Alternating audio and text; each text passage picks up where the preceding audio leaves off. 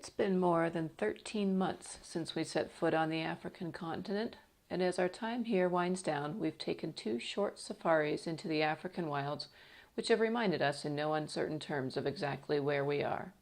Toward the end of 2013, we opted for a house and pet sitting assignment in Maun, the largest town in northern Botswana. The home, with 4 dogs and 2 cats, a swimming pool overlooking a beautiful river, and 3 personable ladies on staff to do the cooking, cleaning, and gardening, turned out to be a haven where we not only had a huge office to work from, but also felt like we had a luxury lodge all to ourselves. We were able to take a couple of easy day trips into nearby national parks where we saw plenty of wildlife, including the annual zebra migration and even a cheetah. When the homeowners arrived back in Maun a week before they had originally expected, we had work to complete before we could leave, so they graciously moved us into their guest house. One evening, while on a Sunset River cruise in their boat, they announced they wanted to send us into the Delta as a thank you for our house-sitting services. So off we flew over the weekend, winging across the enormous Okavango Delta to the Kugana Lodge in the northern reaches of the region. Kugana was a treat in many ways, from the luxury accommodations to the gourmet cuisine, and Lasti, our knowledgeable and personable guide. Each morning, we hopped in a boat with Lasti and a few other tourists and sped off to an island for a 2 or 3 hour walking safari, spotting game and birds, tracking a leopard by its spoor and lions by their roars.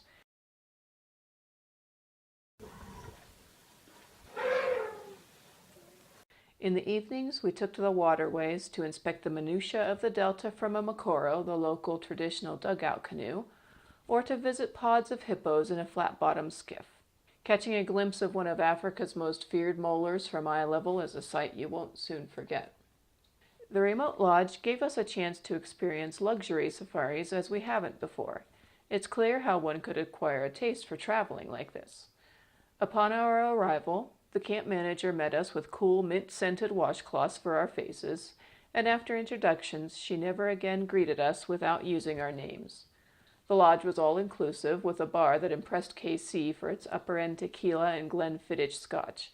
We ate all day long from seswa and pap, traditional shredded beef and a maize dish similar to polenta, to kudu tenderloins and amarula creme brulee for dessert.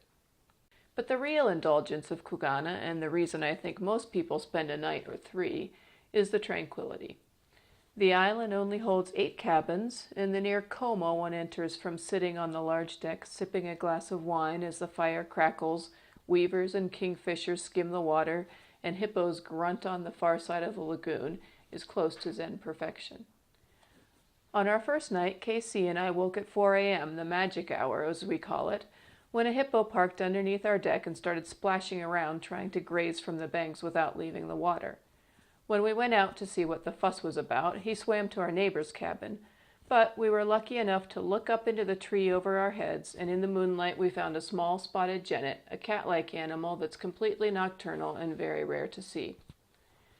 You might worry that with all the pampering at Kugana, we lost our ability to survive in the bush, camping in do-it-yourself style as we normally do. A few days later, though, we put our skills to the test in our final safari of 2014, the Central Kalahari Game Reserve. The CKGR, as locals call it, is in a class of its own when it comes to wild stories. It's an 11-hour drive from Gaborone, and 2 vehicles are recommended to travel in convoy should one become stuck in the deep soft sand and mud of the pans hours from anywhere. As with most national parks in Botswana, there are no fences to keep wildlife out of your campsite, but even so, when reading articles about lions in camp at night or hyenas trashing tents, chances are good the story comes from deep within the CKGR. Wild stories aside, we had only 2 days to visit the CKGR on our route from Maun back to Gaborone, and it's full-blown summer, rainy season. We knew to expect abundant game in the pans, as we'd been told that the grass which concentrates there is especially nutritious for gemsbok and springbok. But with water everywhere, animals don't need to congregate around water holes, so this time of year is a time to visit and see the Kalahari in its fullest greenery, but not necessarily a time to hope for major predator sightings. So we were not disappointed to arrive and find the most beautiful lush pans and valleys we've seen outside of the Okavango Delta. We spent our first evening at Deception Pan in our folding camp chairs, surrounded by a herd of gemsbok, which soon took no notice of us and grazed all around us. The next afternoon, we whiled away the heat of the afternoon under the huge trees of the Owens' research camp, unsuccessfully summoning brown hyenas, but enjoying the large herds of springbok grazing while we lay in the rooftop tent, windows open wide, and reading. Nor were we stressed by the CKGR's notoriously bad roads.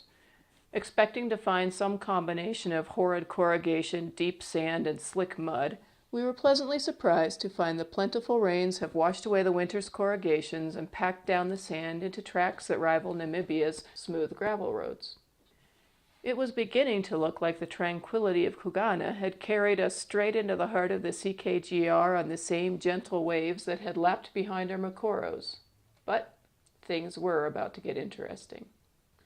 Our first evening in Quarry Campsite number 1, we were lulled to sleep by a lion roaring, but the night passed without incident, and we woke early to take what we expected to be our final game drive. The light was barely coming up over Deception Valley as we headed north towards Sunday Pan, and we were talking about the lion's roars, counting how many times we'd been woken by them in the night. Suddenly, in the rising sunlight, there they were, 2 male lions posing in a triangle of grass so convenient that we were able to park first on one side of them, then the other for different angles. They were maybe 30 meters off the road, lying down, but still looking around with their heads up out of the grass, so despite the poor light, they were still easy photographic subjects. We stayed with them for around 45 minutes, a respectful distance away, but the truth about watching lions is that they don't do much but lie around.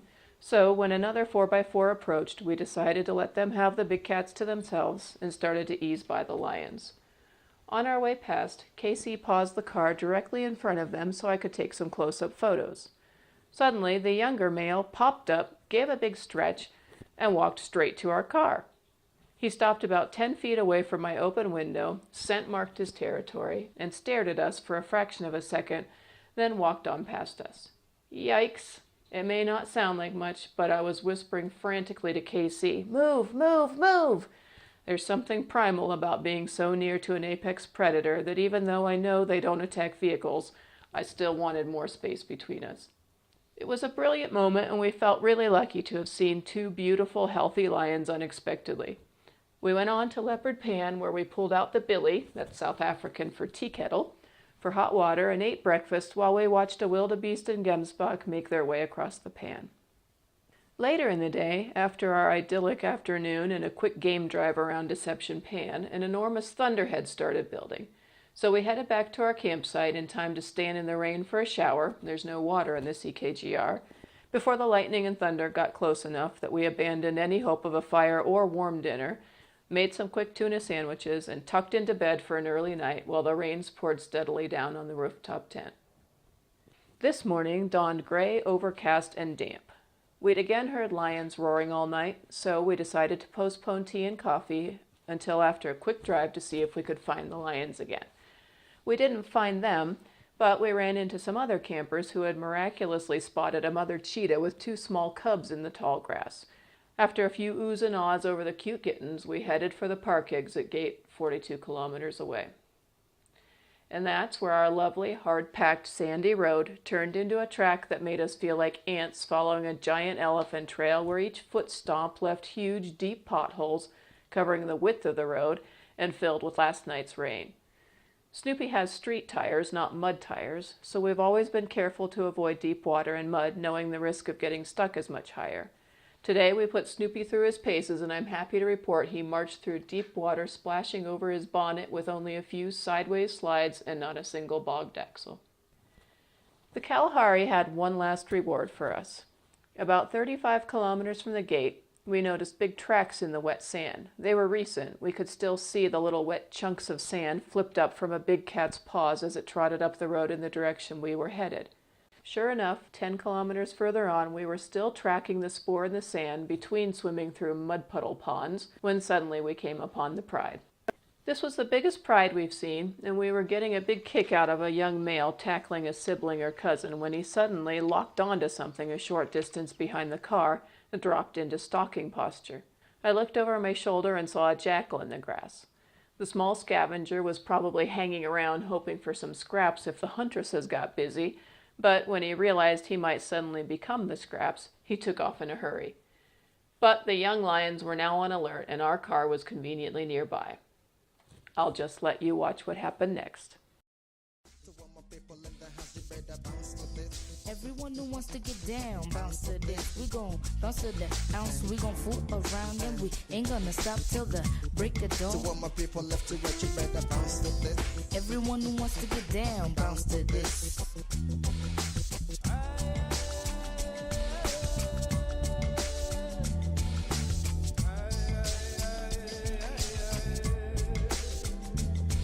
While your head's down low, I was hopeless, now I'm more hopeful. I'm making music to capture your soul. You be dropping rhymes like there's no tomorrow. Go with the flow and start from zero. Make your way to a hero. I'll be representing for all the women. Y'all think I'm faking, this is the way that I love rapping. To all my people in the house, you better bounce to this. Everyone who wants to get down, bounce to this. We gon' bounce to the ounce. We gon' fool around and we ain't gonna stop till the break of dawn. To all my people left to right, you better bounce to this. Everyone who wants to get down, bounce to this. We gon' bounce to the ounce. We gon' fool around and we ain't gonna stop till the break of dawn.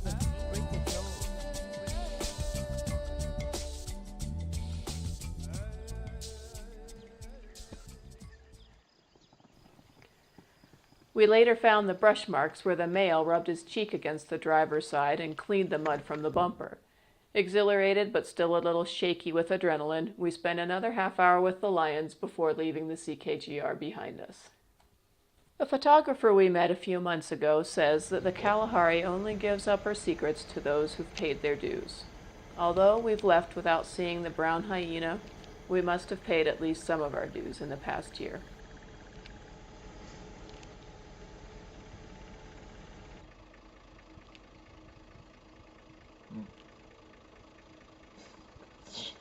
She can relax.